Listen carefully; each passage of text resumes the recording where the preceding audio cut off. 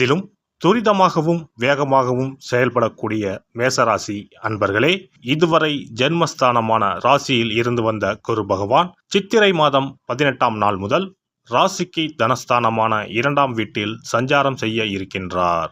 குடும்பஸ்தானத்தில் இருக்கின்ற குரு தான் நின்ற ராசியில் இருந்து 5ஆம் பார்வையாக கன்னி ராசியான சத்ருஸ்தானத்தையும், 7ஆம் பார்வையாக விருச்சிக ராசியான அஷ்டமஸ்தானத்தையும், 9ஆம் பார்வையாக மகர ராசியான தொழில் ஸ்தானத்தையும் பார்வையிட இருக்கின்றார்.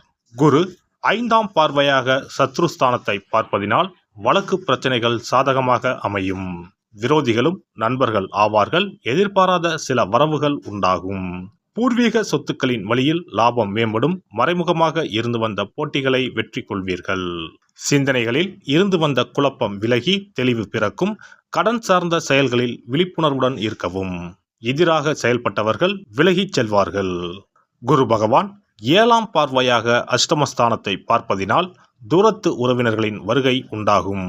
அயல்நாட்டு பயணங்களில் இருந்து வந்த தாமதங்கள் நீங்கும். இழுபறியாக இருந்து வந்த சில வரவுகள் கிடைக்கும். எதிர்பாராத சில பயணங்களால் புதுவிதமான அனுபவம் உண்டாகும். அடமான பொருட்களை மீட்பதற்கான சூழல்கள் கைகூடி வரும். குரு பகவான் 9ஆம் பார்வையாக தொழில் ஸ்தானத்தை பார்ப்பதினால் நிர்வாகத்திறன் மேம்படும். சேவை தொடர்பான செயல்களில் ஆர்வம் உண்டாகும். புதிய நிறுவனம் தொடங்குவது தொடர்பான எண்ணங்கள் கைகூடும். எதிர்பார்த்த சில உதவிகளால் மேன்மை ஏற்படும். அதிகார பதவியில் இருப்பவர்களின் நட்புகள் கிடைக்கும். கௌரவ பொறுப்புகள் சாதகமாக அமையும். ஆன்மீக காரியங்களில் ஈடுபாடு ஏற்படும். குரு நின்ற பலன். குரு குடும்பஸ்தானத்தில் நிற்பதால் குடும்பத்தில் அமைதி உண்டாகும். தடைப்பட்ட சுபகாரியங்கள் கைகூடி வரும். குழந்தைகளின் எண்ணங்களை அறிந்து நிறைவேற்றி வைப்பீர்கள். நண்பர்களிடையே புரிதல் உண்டாகும். பிரபலமானவர்களின் நட்பு கிடைக்கும். பயணங்களின் மூலம் புதிய அனுபவம் ஏற்படும். மனதளவில் இருந்து வந்த கவலைகள் குறையும். முகத்தில் புத்துணர்ச்சி உண்டாகும். சிந்தனைகளில் இருந்து வந்த குழப்பங்கள் விலகி மனதளவில் தெளிவும் தனவரவு தொடர்பான எண்ணங்களும் அதிகரிக்கும். குரு பகவானின் நட்சத்திர சஞ்சார பலன்கள். குரு பகவான் 1/5/2024 முதல் 11/6/2024 வரை கிருத்திகை நட்சத்திரத்தில் சஞ்சரிக்கின்றார். இதனால் தனவரவு மேம்படுத்துவது தொடர்பான சிந்தனைகள் அதிகரிக்கும். குடும்ப உறுப்பினர்களின் எண்ணங்களை புரிந்து கொள்வீர்கள். மனதில் புதுவிதமான இலக்குகள் பிறக்கும். கலைத்துறைகளில் மேன்மை உண்டாகும். பூர்வீக சொத்துக்களின் மூலம் ஆதாயம் ஏற்படும். பொழுதுபோக்கு தொடர்பான விஷயங்களில் ஈர்ப்பு அதிகரிக்கும். குரு பகவான் ரோகிணி நட்சத்திரத்தில் சஞ்சரிப்பதால் பொருளாதார சிக்கல்கள் படிப்படியாக குறையும். கணவன் மனைவிக்கு இடையே நெருக்கம் அதிகரிக்கும். கொடுத்த வாக்குறுதிகளை நிறைவேற்றுவதற்கான வாய்ப்புகள் ஏற்படும். பயணங்களின் மூலம் எதிர்பார்ப்புகள் நிறைவேறும். உத்தியோகத்தில் எதிர்பார்த்த உயர்வு கிடைக்கும். கடன் பிரச்சனைகளை குறைப்பீர்கள். குரு பகவான் மிருக சிரீச நட்சத்திரத்தில் சஞ்சரிப்பதால் கொடுக்கல் வாங்கல் தொடர்பான விஷயங்களில் ஆதாயம் ஏற்படும். உடல் ஆரோக்கியத்தில் கவனம் வேண்டும். உடன் இருப்பவர்களிடத்தில் விட்டு கொடுத்து செயல்படவும். வியாபாரத்தில் எதிர்பார்த்த லாபம் கிடைக்கும். அரசியல்வாதிகளுக்கு மாற்றமான சூழல் ஏற்படும். மனதளவில் திருப்தி இல்லாத சூழல் உண்டாகும். மனதில் புதுவிதமான தேடல்கள் பிறக்கும். குரு பகவான் 15/10/2024 முதல் 11/2/2025 வரை வக்கர நிலையில் சஞ்சாரம் செய்கின்றார். இதனால் தனம் சார்ந்த விஷயங்களில் கவனத்தோடு செயல்படுவது நல்லது. வாக்குறுதிகள் அளிப்பதை குறைத்து கொள்ளவும். உறவினர்களிடையே சிறு சிறு கருத்து வேறுபாடுகள் தோன்றி மறையும். வாகன பழுதுகளை சரி செய்து கொள்வது தேவையற்ற விரயங்களை தவிர்க்கும். தாயின் ஆரோக்கிய விஷயத்தில் கவனம் வேண்டும். உத்தியோக பணிகளில் பொறுப்புகள் அதிகரிக்கும். குரு பெயர்ச்சியால் உண்டாகும் பொதுவான பலன்கள். பெண்களுக்கு தடைப்பட்ட சுபகாரிய முயற்சிகள் கைகூடி வரும். திருமணமான தம்பதிகளுக்கு மகிழ்ச்சியான செய்திகள் கிடைக்கும். சிந்தனையின் போக்கில் கவனம் வேண்டும். பொழுதுபோக்கு தொடர்பான விஷயங்களில் ஆர்வம் ஏற்படும். தாயாருடன் அனுசரித்து நடந்து கொள்ளவும். புண்ணிய ஸ்தலங்களுக்கு செல்வதற்கான வாய்ப்புகள் சாதகமாக அமையும். பூர்வீக சொத்துக்களில் இருந்து வந்த இடர்பாடுகள் விலகும். விலை உயர்ந்த பொருட்கள் மீது ஆர்வம் ஏற்படும். இந்த குரு பெயர்ச்சி மாணவர்களை பொறுத்தவரை போட்டித் தேர்வுகளில் எதிர்பார்த்த முடிவுகள் கிடைக்கும். பாடங்களில் இருந்து வந்த குழப்பங்கள் குறையும், உடல் தோற்றத்தில் மாற்றம் ஏற்படும். தூக்கமின்மை பிரச்சனைகள் விலகும், புதுவிதமான துறை சார்ந்த தேடல்கள் அதிகரிக்கும். தடைப்பட்ட கல்வி பணிகளை மேற்கொள்வதற்கான சூழல்கள் ஏற்படும். பணிபுரிவோருக்கு உத்தியோகத்தில் இருந்து வந்த நெருக்கடியான சூழல்கள் மறையும், எதிர்பார்த்திருந்த பதவி உயர்வுகள் சாதகமாகும். முயற்சிக்கு ஏற்ப வாய்ப்புகள் கிடைக்கும், எடுத்த பணிகளில் இருந்து வந்த அலட்சிய போக்கு மறையும்.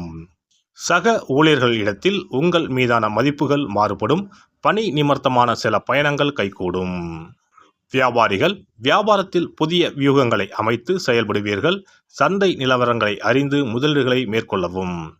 கமிஷன் சார்ந்த வியாபாரத்தில் லாபம் ஏற்படும், அரசு அதிகாரிகளின் ஒத்துழைப்பு கிடைக்கும். சங்கம் தொடர்பான பணிகளில் சாதகமான வாய்ப்புகள் ஏற்படும், வேலையாட்கள் ஒத்துழைப்பாக செயல்படுவார்கள். கலைஞர்களுக்கு கலைத்துறையில் முயற்சிக்கு உண்டான பலன்கள் கிடைக்கும், புதுவிதமான அனுபவங்களால் மாற்றம் ஏற்படும். விமர்சன பேச்சுக்கள் படிப்படியாக குறையும், தடைப்பட்ட தனவரவுகள் கிடைப்பதற்கான வாய்ப்புகள் அமையும். இசைத்துறைகளில் தனிப்பட்ட நாட்டம் பிறக்கும், செயல்பாடுகளில் இருந்து வந்த சோர்வுகள் குறையும். அரசியல்வாதிகள் மேடை பேச்சுக்களில் சூழ்நிலை அறிந்து செயல்படவும், தலைமை அதிகாரிகளுடன் நெருக்கமாவதற்கான வாய்ப்புகள் ஏற்படும். புதிய பொறுப்புகளின் மூலம் மதிப்புகள் உயரும், விமர்சன பேச்சுக்களின் தன்மை அறிந்து செயல்படுவது நல்லது. நடைபெற இருக்கின்ற குரு பெயர்ச்சியால் எதிர்காலம் சார்ந்த தெளிவான முடிவுகளும், வியாபாரத்தில் சாதகமான வாய்ப்புகளும் கிடைக்கும். செலவுகளின் தன்மையிலும் சிந்தனை போக்கிலும் கவனத்துடன் செயல்பட வேண்டும். செவ்வாய்க்கிழமை தோறும் முருகப்பெருமானை வழிபாடு செய்து வர ஒத்துழைப்பும் மேன்மையும் ஏற்படும். மேசராசி அன்பர்களே, இந்த குரு பயிற்சியை பொறுத்தவரை மற்றவர்கள் விவகாரத்தில் தலையிடாமல் கவனத்தோடு செயல்பட்டு நினைத்ததை நிறைவேற்றிக் கொள்ளுங்கள். குரு பெயர்ச்சிக்கான சிறப்பு பரிகாரம். வியாழக்கிழமை விரதம் இருக்கும் முறை. வியாழக்கிழமை அன்று அதிகாலையில் எழுந்து குளித்து மஞ்சள் நிற ஆடை அணிந்து விரதம் இருக்க வேண்டும். அருகிலுள்ள கோவிலின் நவகிரக சன்னதிக்கு சென்று குரு பகவானுக்கு சந்தனம், மஞ்சள் போன்றவற்றை கொண்டு அபிஷேகம் செய்ய வேண்டும். பிறகு குங்குமப்பூ கலந்த பசும்பாலை கொண்டு குரு பகவானுக்கு அபிஷேகம் செய்து வழிபட வேண்டும். மஞ்சள் நிற பூக்கள் சாற்றி மஞ்சள் நிற இனிப்புகளை நைவேத்தியம் செய்து வழிபட வேண்டும். குரு பகவானுக்குரிய தானியமான கொண்டை கடலையை நைவேத்தியமாகவோ அல்லது கொண்டை கடலையில் மாலை கட்டியோ அணிவிக்கலாம். மாலை நேரத்தில் மஞ்சள் நிற இனிப்புகள், ஆடைகள் போன்றவற்றை வறுமை நிலையில் இருப்பவர்களுக்கு தானம் அளிப்பது நல்லது. இரவில் உப்பு சேர்க்காத உணவை சமைத்து சாப்பிட்டு வியாழக்கிழமை விரதத்தை நிறைவு செய்யலாம். குரு பகவானை வழிபடும் முறை. குரு பகவானுக்கு தேங்காய் எண்ணெய், நல்லெண்ணெய், நெய் ஆகிய மூன்றையும் கலந்து விளக்கேற்ற வேண்டும்.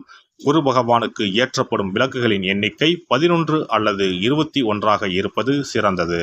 குரு பகவானுக்கு பிடித்த மலர்கள் முல்லை, மல்லிகை. ஆகையால் அவருக்கு முல்லை அல்லது மல்லிகை மாலையை அணிவித்து கொண்டை கடலையை படைத்து வழிபடுவது சிறந்தது.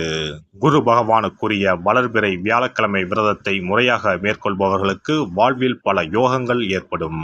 சரியான காலத்தில் திருமணம் நடக்கும். ஜாதகத்தில் குரு கிரக தோஷம் இருப்பவர்கள் இந்த விரதத்தை கடைபிடிப்பதால் தோஷங்கள் நீங்கும்.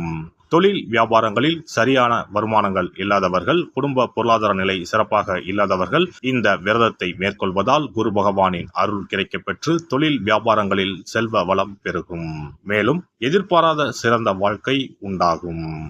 எல்லாம் வல்ல இறையருளால் நீங்களும் உங்கள் அன்பு குடும்பமும் உடல் நலம், நீலாயுள், நிறை செல்வம், உயர் புகழ், மெய்ஞானம் ஓங்கி வாழ்க வளமுடன். இந்த வீடியோ பதிவு உங்களுக்கு பிடித்திருந்தால் லைக் பண்ணுங்க, கமெண்ட் பண்ணுங்க, ஷேர் பண்ணுங்க, மறக்காம சப்ஸ்கிரைப் பண்ணுங்க, பக்கத்துல இருக்கிற பெல் பட்டனை கிளிக் பண்ணுங்க. நன்றி, வணக்கம். ஓம் நமச்சிவாய. சிவாய நம.